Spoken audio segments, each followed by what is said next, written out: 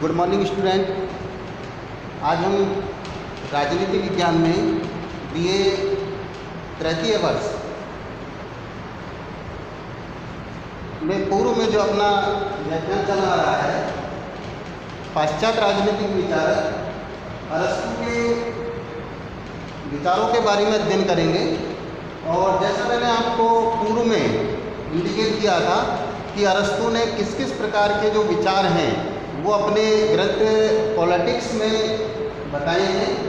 उन्हीं में जो सबसे पहला उनका विचार आता है वो आता है राज्य संबंधी विचार। आज हम इसके बारे में जानेंगे कि अरस्तु ने राज्य के संबंध में अपने क्या विचार प्रस्तुत किए हैं। पहली बात आती है इसमें राज्य का उद्भव।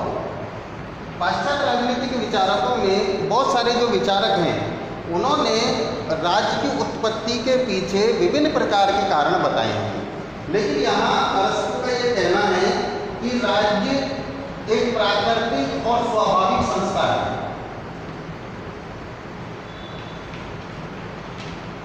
प्राकृतिक संस्था है और स्वाभाविक संस्था है। उनका ये मानना था कि जो मनुष्य होता है वो एक राजनीतिक प्राणी है और राजनीतिक प्राणी होने के नाते ही जो मानव होता है उनमें एक दूसरे से आवश्यकताओं की पूर्ति करने के लिए उन्हें एक दूसरे के सहयोग की आवश्यकता होती है। तो यहाँ अरस्तु कहते हैं कि दो प्रकार के वर्ग होते हैं, एक तो होता है स्वामी और दूसरा होता है दास। तो दूसरी ओर उन्होंने कहा है कि एक और तो होता है पुरुष और दूसरी ओर होता है स्त्री। अब वो कहते हैं कि जैसे पुरुष और स्त्री का ये स्वभाव है कि वो एक दूसरे के निकट आए और स्वामी और दास का भी स्वभाव होता है कि वो सहयोग के लिए एक दूसरे के निकट आए। तो ऐसे ही जो पुरुष और स्त्री जब एक दूसरे के निकट आते हैं और आपस में मिलते हैं तो इनसे संतानोत्पत्ति होती है। और ऐसी स्थिति में यहाँ जैसे ही संतान उत्पन्न होती है तो अब ये जो स्त्री पुरुष और उसकी संतान है ये संस्था का रूप ले लेता है और वो जो संस्था होती है वो होती है परिवार। जो प्रथम संस्था राज्य के प्रारंभ में आती है वो आती है परिवार। जो परिवार है वो समस्त आवश्यकताओं की पूर्ति नहीं कर सकता, अर्थात वो अपनी भौतिक आवश्यकताओं की पूर्ति के लिए फिर और दूसरे के ऊपर निर्भर रहता है। तो फिर ये जो परिवार होते हैं, एक परिवार दूसरा परिवार तीसरा परिवार एक दूसरे का सहयोग करते हैं। और ऐसी स्थिति में यहाँ पर जो दूसरी संस्था आती है वो आती है ग्राम, यानी कि परिवारों से निर्मित होकर गांव बन जाता है। अब यहाँ पर जो न्याय है, धार्मिक उत्सव है, सांस्कृतिक आयोजन है, उनकी आवश्यकताओं की भी पूर्ति करना अति आवश्यक होता है। तो परिवार उन आवश्यकताओं की पूर्ति नहीं कर सकता, ग्राम उन आवश्यकताओं की पूर्ति नहीं कर सकता। इसलिए एक गांव, दो गांव, तीन गांव, चार गांव, सब सारे गांव मिलकर फिर एक तीसरी संस्था का निर्माण कर देते हैं और वो जो संस्था होती है वो होती है नगर। इन्हीं को राजनीतिक यूनान के अंतर्गत नगर राज्य कहा जाता था। और ये जो राज्य जैसी संस्था होती है ये संपूर्ण होती है, इसमें फिर सारी की सारी मनुष्य की आवश्यकताओं की पूर्ति हो जाती है। इस वजह से यहाँ अरस्तु का ये कहना था कि जो राज्य का उद्भव है या राज्य का प्रादुर्भाव है वो प्राकृतिक रूप से हुआ है, स्वाभाविक रूप से हुआ है। प्राकृतिक या स्वाभाविक रूप से ही एक वर्ग दूसरे वर्ग के निकट आता है, उनसे मिलकर सबसे पहले परिवार जैसी संस्था का निर्माण होता है, फिर ग्राम जैसी संस्था का निर्माण होता है, फिर उन्हीं से मिलकर नगर राज्य का निर्माण हो जाता है। तो इस प्रकार से जो राज्य है उसका उद्भव होता है। दूसरी जो उनका विचार आता है वो आता है राज्य एक स्वाभाविक संस्था। जैसा कि मैंने आपको बताया था कि अरस्तु ने राज्य को एक स्वाभाविक संस्था माना है, कृत्रिम संस्था न मानकर राज्य को स्वाभाविक संस्था माना है। अर्थात मानव के स्वभाव, मानव एक राजनीतिक प्राणी है और राजनीतिक प्राणी होने के नाते उनकी अपनी इच्छाएं होती हैं और उन इच्छाओं की पूर्ति के लिए स्वभावजन्य व्यक्ति है वो राज्य जैसी संस्था का निर्माण कर देता है और फिर वो अपने स्वाभाविक आवश्यकताओं की पूर्ति है वो राज्य जैसी संस्था में रहकर ही कर सकता है। तीसरी जो उनका विचार आता है वो आता है राज्य अंतिम व पूर्ण संस्था। जैसा मैंने अभी आपको ऊपर कहा था कि सबसे पहले जिस संस्था का निर्माण होता है वो होता है परिवार, फिर दूसरी वाली जो संस्था आती है वो आती है ग्राम, और तीसरी वाली जो संस्था आती है वो आती है नगर राज्य। तो ये जो नगर परिवार से चलकर नगर राज्य है ये अंतिम संस्था है, इससे आगे और कोई संस्था नहीं है। और दूसरी ये भी है कि परिवार है वो एक सूक्ष्म संस्था है, फिर इससे बड़ी जो संस्था आती है ये मध्यम संस्था के रूप में होती है, नगर राज्य है ये पूर्ण संस्था के रूप में होती है।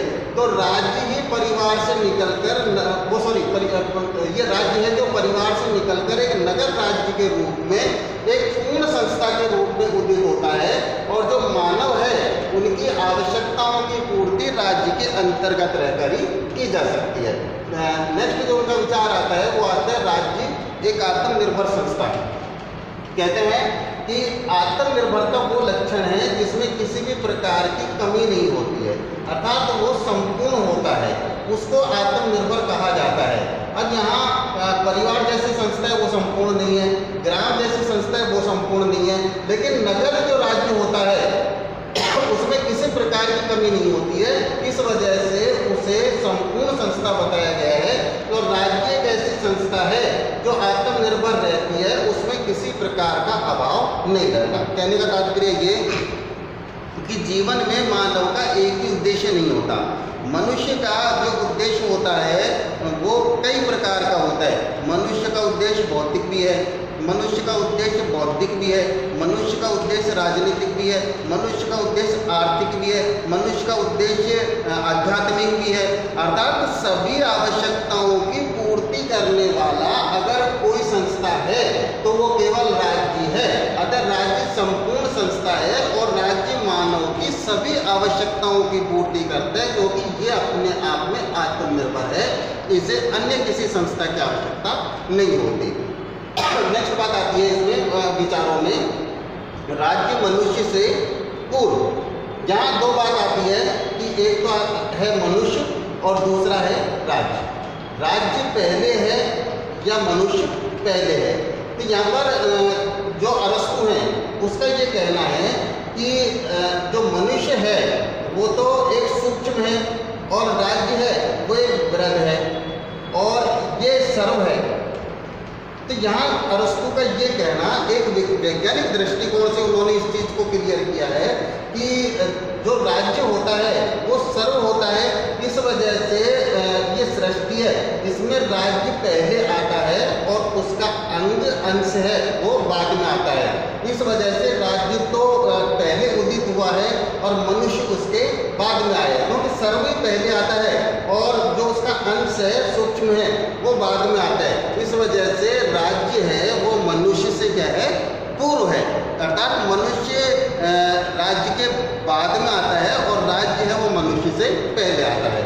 नेक्स्ट जो विचार राज्य संबंधी विचारों में आता है कि राज्य का जैविक स्वरूप। यहाँ पर भी एक वैज्ञानिक दृष्टिकोण को लेते हुए अरस्तु है उन्होंने इस बिंदु को क्लियर किया है कि राज्य का जो स्वरूप होता है वो जैविक होता है, अर्थात ये जो मनुष्य होता है और जिस प्रकार से मनुष्य अपने अंगों से संबंधित होता है उसी प्रकार से इसका राज्य का जैवीय स्वरूप होता है। अर्थात जो राज्य है उसको हम ये माने कि ये संपूर्ण मानव की भांति है, तो इसको संपूर्ण मानव माने, और जो मानव होता है वो एक राज्य का अंश की भांति है। अब यहाँ अरस्तु का ये कहना कि जैसे एक मनुष्य होता है वो संपूर्ण होता है और संपूर्ण के साथ में लगकर ही जो अंश होते हैं उनका महत्व होता है, तो अगर वो अंग संपूर्ण से सर्व से अलग हो जाएंगे तो उनका कोई औचित्य नहीं रहेगा, उनका कोई महत्व नहीं रहेगा। इस वजह से ये कहना कि जैसे मनुष्य का एक शरीर है, हमारे हाथ भी होते हैं, पैर भी होते हैं, आँख भी है, कान भी है, कान है, नाक है, मुंह है, ये सारे के सारे हमारे अंग हैं। अब मान लो इन अंगों को हम हमारे शरीर से पृथक कर दें तो फिर इन अंगों का कोई महत्व शरीर से अलग होकर नहीं रहेगा। और इन अंगों का महत्व कब है? जब ये हमारे शरीर के साथ में जुड़े हुए हैं। तो जो संपूर्ण शरीर है ये एक जैविक रूप है। तो अरस्तु का ये तात्पर्य था कि मनुष्य का जो महत्व है वो राज्य के अधीन रहकर चलने में है, और मनुष्य अगर राज्य में रहता है तो ही वो अपने जीवन को सही तरीके से जी सकता है। और अगर मान लो राज्य से मनुष्य को पृथक कर दिया जाए तो फिर मनुष्य का कोई औचित्य नहीं होता है। तभी अरस्तु ने एक बात कही थी कि जो मनुष्य समाज से पृथक रहता है या राज्य से पृथक रहता है, या तो वो पशु होता है या वो देवता होता है। अर्थात ये दो ही कैटेगरी ऐसी होती है जो समाज से पृथक रह सकती है, राज्य से पृथक रह सकती है। मनुष्य जो होता है वो राज्य के अधीन या राज्य के अंतर्गत रहकर ही वो अपने अच्छे जीवन को जी सकता है। इस वजह से राज्य का जो स्वरूप होता है वो कैसा होता है? जैविक होता है। नेक्स्ट बात आ रही है इसमें, राज्य का उद्देश्य है कार्य। अरस्तु ने इस संबंध में अपने विचार प्रकट करते हुए कहा है कि राज्य का जो उद्देश्य होता है वो है उत्तम जीवन की प्राप्ति। अर्थात जो मनुष्य होता है वो अपने अच्छे जीवन को जिए, उत्तम जीवन को जिए। और मनुष्य अकेला अपने अच्छे जीवन को नहीं जी सकता, मनुष्य अकेला आत्मनिर्भर नहीं हो सकता, मनुष्य कुशल जीवन को नहीं जी सकता। तो अब कुशल जीवन, मनुष्य का अच्छा जीवन कैसे बनेगा? तब यहाँ अरस्तु का ये कहना कि जो राज्य होता है वो हमेशा उत्तम जीवन की प्राप्ति के लिए प्रयास करता है, और जो मनुष्य होता है वो उसी के अधीन रहकर अपने उत्तम जीवन को प्राप्त कर सकता है। अगर राज्य नहीं हो तो मनुष्य किसी भी प्रकार से अपने उत्तम जीवन को प्राप्त नहीं कर सकता। अब व्यक्ति जो होता है वो सद्गुण व्यक्ति में आता है। राज्य अगर नहीं हो तो व्यक्ति में सद्गुण भी नहीं आता है। अर्थात व्यक्ति, हम ये कहेंगे सद्गुणी व्यक्ति है। तो सद्गुणी व्यक्ति क्यों बना है? क्योंकि राज्य ने ही उसको सद्गुणी बनाया है। तो राज्य के अभाव में ना तो व्यक्ति अपने उत्तम जीवन को प्राप्त कर पाता है, और राज्य के अभाव में ना ही व्यक्ति है वो सद्गुणी बन पाता है। तो राज्य का उद्देश्य ये होता है कि वो व्यक्ति को उत्तम जीवन प्राप्ति के लिए रास्ता तैयार करे, और ऐसा होता भी है। और राज्य का कार्य होता है कि वो व्यक्ति में सद्गुण का निर्माण करे और व्यक्ति को अच्छा बनाए। और ये राज्य होता है जो व्यक्ति को उत्तम जीवन की प्राप्ति में सहायक बनता है और व्यक्ति को सद्गुणी भी बनाता है। और लास्ट वाला विचार आता है राज्य संबंधी विचारों में, राज्य व व्यक्ति का संबंध। अरस्तु हैं वो राज्य और व्यक्ति हैं, उनके संबंध को निर्धारित करते हैं। और यहाँ ये कहते हैं कि मनुष्य में 3 प्रकार की जो अवस्थाएं हैं वो देखने को मिलती है, और फिर वो संपूर्णता को प्राप्त करता है। सबसे पहली जो उसकी अवस्था आती है वो आती है जड़ अवस्था। ये मानव मस्तिष्क की 3 अवस्थाएं हैं, उनको उन्होंने क्लियर किया है। और दूसरी वाली जो अवस्था आती है उसकी वो आती है पशु अवस्था। एक तो जड़ अवस्था आती है, एक पशु अवस्था आती है, और तीसरी वाली जो उसकी अवस्था आती है वो आती है भौतिक अवस्था। ठीक है। अब जो व्यक्ति होता है वो जब जड़ अवस्था में होता है तो अपने एक सूक्ष्म संस्था परिवार का निर्माण कर पाता है। जब वो पशु अवस्था में आता है तो हम ये कहें कि वो ग्राम का निर्माण कर पाता है, और जब वो भौतिक अवस्था में आता है तब वो राज्य का निर्माण कर लेता है। या हम ये कहें कि जब व्यक्ति परिवार जैसी संस्था के अधीन रहेगा तो उसमें इतनी ज़्यादा भौतिक शक्ति नहीं होती है और वो जड़ अवस्था में रहता है। और जब वो ग्राम का निर्माण कर लेता है तो जैसे पशु में जितनी शक्ति होती है उस वाली शक्ति के तहत ही मनुष्य रहता है। और जब उसकी भौतिक अवस्था आ जाती है तो व्यक्ति यहाँ एकता के साथ में अपने जीवन को जीता है, और वो अवस्था आ जाती है कौन सी? राज्य वाली।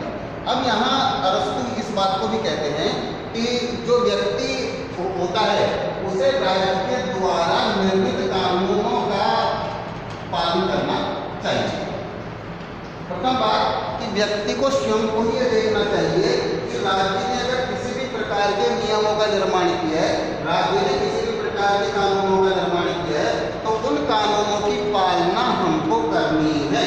अगर मान लो कोई व्यक्ति राज्य के कानूनों की पालना नहीं कर पाता है, तो राज्य के पास में वो अंतिम शक्ति होती है कि वो व्यक्तियों से कानून का पालन करवा सके, क्योंकि ये सर्वोच्च संस्था है, अंतिम संस्था है, सर्वोच्च समुदाय के रूप में है, और इसके पास में ऐसी पावर होती है, एक भौतिक अवस्था वाली पावर इसके पास में होती है कि ये व्यक्ति से उन कानूनों का पूरी तरीके से पालन करवा सकता है। तो इस रूप में जो अरस्तु हैं, उन्होंने अपने राज्य संबंधी विचार हैं उनको सबसे पहले स्पष्ट किया था कि अपने छोर पर वापस देख लेते हैं कि राज्य का जो उद्भव है वो प्राकृतिक है, स्वाभाविक है। इसी वजह से उन्होंने अरस्तु का ये कहना कि राज्य एक स्वाभाविक संस्था है। दूसरा वाला जो बिंदु आता है कि राज्य एक स्वाभाविक संस्था अर्थात मनुष्यों की आवश्यकताओं के लिए मानव अपने स्वभाव से ही राज्य जैसी संस्था का निर्माण करता है, उसके स्वभाव में ऐसा होता है। तीसरी वाली जो बात आती है कि राज्य अंतिम व पूर्ण संस्था, परिवार ग्राम अंतिम और पूर्ण संस्था नहीं है, अपनी जो राज्य से पूर्ववर्ती संस्था है, राज्य अंतिम और पूर्ण संस्था है। चौथी जो बात आती है वो है कि राज्य आत्मनिर्भर संस्था अर्थात आत्मनिर्भरता वह गुण है जिसमें किसी प्रकार का कोई अभाव नहीं रहता, और राज्य में भी किसी प्रकार का कोई अभाव नहीं रहता, वो आत्मनिर्भर है। राज्य मनुष्य से पहले आता है, अर्थात सर्व पहले आता है, अंग उसका बाद में आता है, तो सर्व राज्य है, और अंग मनुष्य के रूप में है, तो मनुष्य से पहले कौन होता है? राज्य होता है। नेक्स्ट बात आती है राज्य का जैविक स्वरूप, अर्थात जिस प्रकार से संपूर्ण जो मानव उसके अंग एक साथ में जुड़े हुए होते हुए रहते हैं, उसी प्रकार से मनुष्य होता है वो राज्य रूपी शरीर के साथ में जुड़ा हुआ रहता है, और तभी उसकी महत्ता होती है। अगर राज्य से व्यक्ति पृथक रहता है तो उसकी कोई महत्ता नहीं होती। नेक्स्ट बात आती है कि राज्य का उद्देश्य है कार्य। राज्य का उद्देश्य होता है कि व्यक्ति को उत्तम जीवन जीने के लिए मार्ग प्रशस्त करे और उत्तम जीवन की प्राप्ति का मार्ग प्रशस्त करता भी है, और राज्य का कार्य होता है व्यक्ति को सद्गुणी बनाना। अगर व्यक्ति राज्य नहीं है तो व्यक्ति सद्गुण आचरण नहीं करता है। और नेक्स्ट बात आती है राज्य में व्यक्ति का संबंध एक शक्ति स्तर की बात ही होता है कि जब जड़ अवस्था होती है तो वहाँ परिवार जैसी संस्था का, पशु अवस्था होती है तो ग्राम जैसी संस्था का, भौतिक अवस्था होती है तो राज्य का निर्माण होता है। यहाँ राज्य के द्वारा बनाए गए कानूनों का व्यक्ति को अक्षरश पालना करनी चाहिए। अगर व्यक्ति कानूनों की पालना नहीं करता है तो राज्य अपनी शक्ति के माध्यम से उन कानूनों की पालना करवाता है। आप निरंतर आगे देखते रहिएगा। अपन अरस्तु के और जो विचार हैं उनके संबंध में आगे चर्चा करेंगे। धन्यवाद।